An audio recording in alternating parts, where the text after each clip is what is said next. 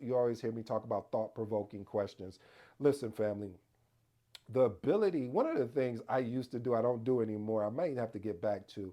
I used to prepare a list of open ended questions. Don't judge me. And the only reason why I did this is because I wanted to get better at asking open ended questions where it just wasn't a yes or no. It was, I'm asking you, so how did you go about doing X?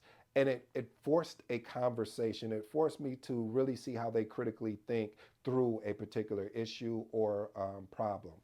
All right, family, let's move on to my bonus for you. I have one today, and it's very simple. To be a part of this thing that I love, that I hope you fall in love with, called project management, the bonus today is be a continuous learner. Continue to seek out new knowledge, skills. Watch these episodes over and over again. Send them to your friends, your cousin, your uncle, and them. Because reason why I say that is that it's important to set aside dedicated time for learning. But wait, just don't learn. When you learn, go and apply what you learn. Go and experiment with what you learn to see if it actually works.